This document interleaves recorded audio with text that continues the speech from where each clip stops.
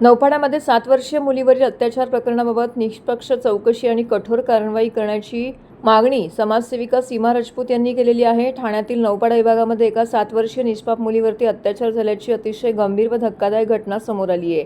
या प्रकरणातील आरोपी नौपाडा परिसरातील इमारतीच्या बांधकामावरती काम करणारा कामगार असून तो पोलिसांच्या ताब्यात असल्याची माहिती मिळाली आहे। सदर घटना अत्यंत संवेदनशील असून समाजात मोठी चिंता व संताप निर्माण झालेला आहे।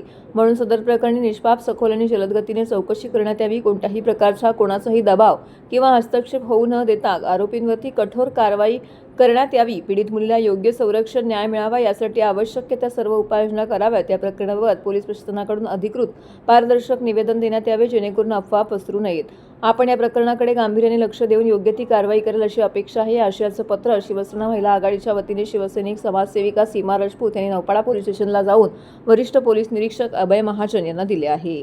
यावेळी मोठ्या संख्येने स्थानिक महिला त्याचबरोबर पदाधिकारी देखील येथे उपस्थित होते। आम्ही आता इथे खूप दुर्दैवी प्रकार हा घडलेला आहे की 7 वर्षाच्या मुलीवरती काल संध्याकाळी 8:30 वाजता म्हणजे तिच्यावरती लैंगिक अत्याचार करण्यात आलेला आहे आणि ती मुलगी तिच्या आई वडिलांबरोबर ही जी मागची साईड दिसते इथेच ती राहते।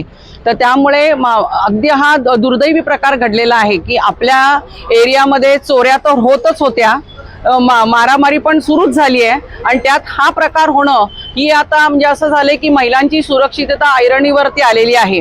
आपल्या आजूबाजूला खूप म्हणजे महाविद्यालय आहे, तिथं छोट्या छोट्या चिमुकल्या येत असतात, महिलांचा वावर असतो। तर मला महिलांच्या सुरक्षिततेबाबत सुद्धा म्हणजे आता एक प्रश्न निर्माण झालेला आहे आणि माझं एक मत पडतं की ह्या अशा बांधकामांच्या मध्ये इथे फॅमिलीला राहण्याची परमिशन देताच आली नाही पाहिजे। इथे फक्त जे काम करतात ते कामगारांनाच ठेवलं गेलं पाहिजे, कारण ही लोक काम करत असतात त्यामुळे त्यांच्या चिमुकल्यांवरती लक्ष ठेवणं हे त्यांना म्हणजे होत नाही, त्यांना जमत नाही आणि मग हे असे अत्याचार होत राहतात। आणि असे कामगार जेव्हा तुम्ही ठेवता तेव्हा माझं म्हणणं इकडच्या व्यावसायिकांना पण बिल्डरना पण असं मला म्हणजे त्यांच्याकडे माझी विनंती असणार आहे की मी त्यांना हे सांगू म्हणजे बोलू शकते की तुम्ही कुठलेही कामगार जेव्हा ठेवाल तेव्हा त्यांची पूर्ण माहिती घेतल्याशिवाय तुम्ही त्यांना इथे ठेवू नका।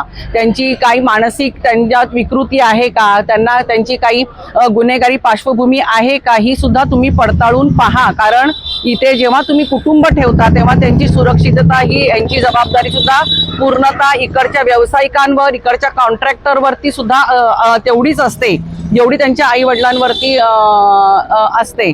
तर माझं हेच मत आहे आणि आम्ही आता नौपाडा पोलीस स्टेशनला पण निवेदन आम्ही दिलेलंच आहे की याच्यावरती लवकरात लवकर कारवाई झाली पाहिजे आणि कठोरात कठोर शिक्षा त्याला मिळाली पाहिजे, की अशी शिक्षा झाली पाहिजे की ती बघून कुणालाही परत असं काही करण्याची हिंमत होणार नाही।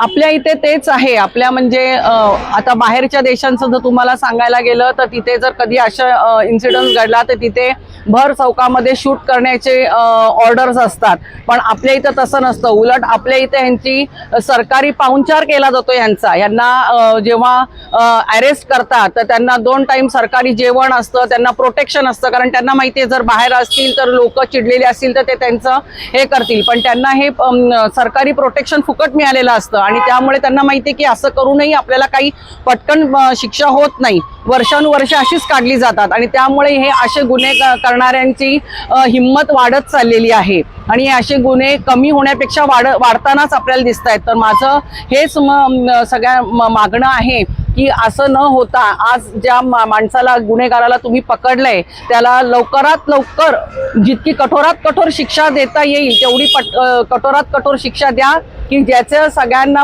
पुढे जरब बसेल की असं काही काम करताना त्यांची हिंमत होणार नाही।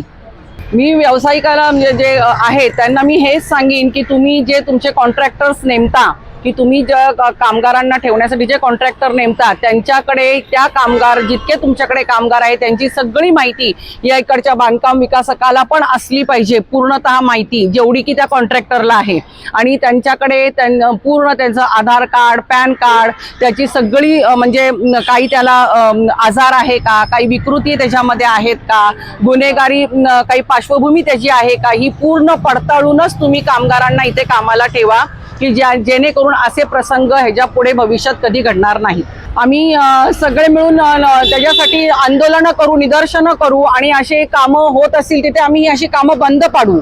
कारण जर त्यांनी आमच्या मागण्या जर असं पूर्णतः म्हणजे मनावर घेऊन नाही जर केलं तर आम्ही तिकडे येऊन त्यांचे कामं बंद पाडू आणि त्यांना असं काम आम्ही करून देणार नाही की ज्याच्यामुळे अशा सगळ्यांच्या सुरक्षिततेचा प्रश्न निर्माण होईल. नाही, ही अगदी खरीच गोष्ट आहे. कारण मी ज्या एरियात राहते म्हणजे मी त्रिभुवनदास भीमजी जवेरीच्या एरियामध्ये मी राहते, तर तिथे 2-3 दिवसापूर्वी म्हणजे आता शुल्लक गोष्ट आहे की तिथे सुद्धा म्हणजे रिक्षा ज्या बाहेर लावलेल्या असतात त्याचे टायर चोरीला गेलेले आहेत.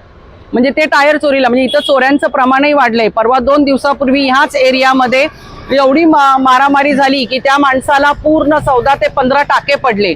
म्हणजे आणि ते सोडा गावदेवीमध्ये सुद्धा ग्राउंडवरती क्रिकेट खेळताना एकाचा तिथे मर्डर पण झालेला आहे. 14 वर्षाच्या मुलाचा मर्डर पण झालेला आहे. म्हणजे ही धोक्याचीच घटना आहे की इथे सुद्धा आता अशा प्रकारच्या घटना वाढत चाललेल्या आहेत.